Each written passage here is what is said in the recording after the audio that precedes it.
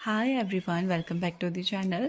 सो basically आज मैं क्या कर रही हूँ, अभी देखो 11 बजे है करीब, घर का सारा काम वाम फिनिश करके मैं कल रात को, अभी लास्ट आपको मैंने बताया था कि मैं जो फंडामेंटल के कुछ वीडियोस थे वो देख रही थी, जिसमें से जो मुझे नई की पॉइंट समझ आ रहे थे वो मैंने नोट डाउन करे थे और आपके साथ भी शेयर करा था। उसके बाद में मैंने और 4 वीडियोस देखी, टोटल 5 वीडियोस थी फंडामेंटल की, एमसीक्यू की, टेस्ट सीरीज़ की। तो ये सारी देखी, बट इनमें ऐसा कुछ मेजर कोई कीवर्ड या फिर ऐसा पॉइंट था नहीं जो मुझे नहीं आया, तो इसलिए मैंने उसके बाद में कोई नोट्स बनाए नहीं। और सेकंड फिर मैंने कंप्लीट करा है डीएस, डेटा स्ट्रक्चर मेरा अच्छे से हो गया, इसमें भी 5 एक वीडियो थी टेस्ट सीरीज़ की, वो कंप्लीट करी। सेड के अंदर फिर मैंने जंप करा एमसीक्यू करना, बट आपको पता है सेड हमारा थियोरटिकल सब्जेक्ट एक तरीके से, तो उसके अंदर मुझे थोड़ी सी कन्फ्यूजन हो रही थी। तो मैंने क्या करा कि अंबिका क्लासेस के अंदर ये अरविंद सर के हैंड रिटन नोट्स है पूरे साइड के, तो यहाँ से मैं अपने कुछ पॉइंट्स है जो कि लिख रही हूँ, जो मुझे थोड़े से कम रिमाइंड रहते हैं, वो वाली चीज़ मैं लिख लिख के याद कर रही हूँ। ऑब्वियसली ये सारा नोट्स बनाना तो पॉसिबल नहीं है और सारे बनाने की ज़रूरत भी नहीं है बेसिकली। तो यहाँ से मैंने आज स्टार्ट करा है, ये इनके जो भी पार्ट वगैरह होते हैं ये सारे मैं लिख रही हूँ। कौन से साइकिल के फेज़ के अंदर कौन सी चीज़ होती है ये थोड़ा सा मैं भूल जाती हूँ, तो वही चीज़ें लिख रही हूँ। सेकंड, आपको एक और चीज़ बताती हूँ आज कि जो हमारे पिछला जो एग्ज़ाम हुआ था बीसीआई का, उसके अंदर कौन कौन से सब्जेक्ट से ज़्यादातर क्वेश्चंस बने थे, क्योंकि ऑब्वियसली कई लोग पहली बार प्रिपरेशन कर रहे होंगे, मेरे साथ भी कई लोग जुड़े होंगे जो पहली बार इस एग्ज़ाम को अटैम्प्ट करेंगे, तो उनके लिए ये जानना ज़रूरी है कि पिछली बार कौन से पोर्शन से कितना वेटेज रहा था क्वेश्चंस का, क्योंकि हमें सिलेबस के अंदर बिल्कुल भी ये नहीं बताया जाता कि कितना वेटेज कौन से पोर्शन से आने वाला है।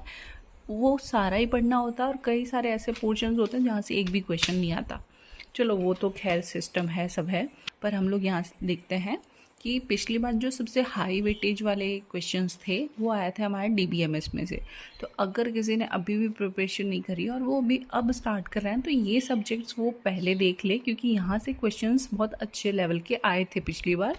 नॉट श्योर कि इस बार भी यहाँ से इतने ज़्यादा है, बट हाँ इससे हम ये आइडिया लगा सकते हैं कि उनके माइंड में ये सब्जेक्ट थोड़ा हायर प्रायोरिटी पे चलता है, जो भी एग्जामिनर पेपर पैटर्न सेट करते हैं उनके। तो यहाँ पे पहला सब्जेक्ट है वो है डीबीएमएस, जिसमें 15 क्वेश्चंस आए थे।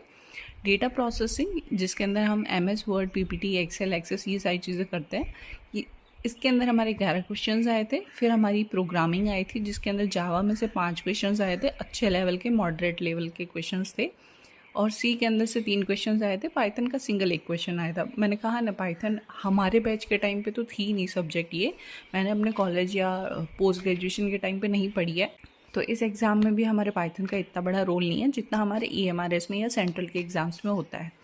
फिर यहाँ पे आया था फंडामेंटल के अंदर से 9 क्वेश्चंस आए थे, डीएस के अंदर से 8 क्वेश्चंस आए थे, डेटा स्ट्रक्चर, मेंटल एबिलिटी के 8 क्वेश्चंस आ गए थे, नेटवर्किंग सिक्योरिटी के भी 8 क्वेश्चंस आए थे।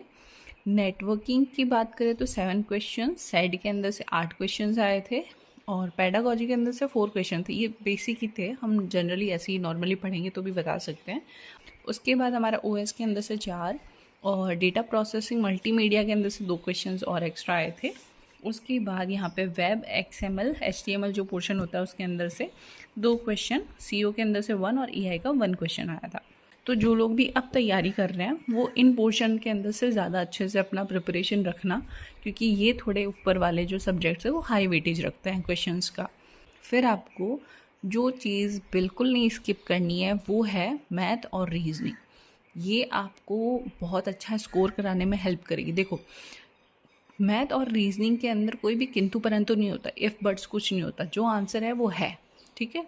तो ये आपको अच्छा स्कोर कराने में हेल्प कर सकता है, तो इसे भी आप लोग अच्छे से साथ में प्रिपेयर करके रखना। तो देखो, फर्स्ट है रीजनिंग। रीजनिंग तो आपको छोड़नी ही नहीं है, कुछ नहीं छोड़नी। वैसे मोस्टली 60-80% तो हमारी रीजनिंग थोड़ी ईजी होती है, आसान ही होती है, बट जो 1-2 पोर्शंस होते हैं, जैसे कि कैलेंडर हो गया, डाइस का हो गया, क्लॉक हो गया, तो ये वाले पॉइंट्स आपको रिवीजन में रखने हैं ताकि आप इसे माइंड से स्किप ना हो, इसके फॉर्मेट्स जो होते हैं। फिर इसके बाद में मैथ के अंदर जो इम्पॉर्टेंट चैप्टर्स है जो आपको करने हैं फॉर श्योर, इसमें से 1-1, 2-2, 3-3 क्वेश्चंस आने वाले हैं। वो है आपका profit and loss, compound interest और सिंपल इंटरेस्ट, परसेंटेज का हो गया, रेशियो हो गया, एवरेज हो गया और अपना डीआई का हो गया। तो ये वो पॉइंट्स है, यहाँ से तो क्वेश्चंस बनेंगे, तो ये भी आप अच्छे से रिवाइज करके रखना अपना। और यहाँ से आप अपने अकॉर्डिंग देख लो। देखो हाई प्रायोरिटी से लोएस्ट प्रायोरिटी तक लिखा है मैंने, तो आपको इस अकॉर्डिंग अपनी सब्जेक्ट्स प्रिपेयर करनी है। फिलहाल के लिए अब मैं अपनी पढ़ाई कंटिन्यू कर लेती हूँ, क्योंकि मुझे इतना सारा बड़े बड़े हैंड रिटन नोट्स हैं जिसके अंदर से अपना ब्रीफली कुछ नोट्स प्रिपेयर करना है और मुझे इन्हें भी पढ़ना है। तो आप सब लोग भी अपनी पढ़ाई को अच्छे से कंटिन्यू रखो, बिकॉज अब 3 महीने ही बचे हैं। 3 महीने निकलते ज़्यादा टाइम नहीं लगता है। या तो ये 3 महीने आपको बना जाएंगे, या फिर हम जैसे हैं वैसे के वैसे ही 3 महीने बाद रहेंगे। तो आप पढ़ाई करो अच्छे से, और कोई अगर दिक्कत आती है, कोई ऐसा टॉपिक होता है जो कम समझ आ रहा है, बेसिक से नॉर्मल, बहुत ही ज़्यादा सिंपलेस्ट वे में अगर आपको समझना हो तो मैं आपको बता दूँगी। ठीक है, थैंक यू।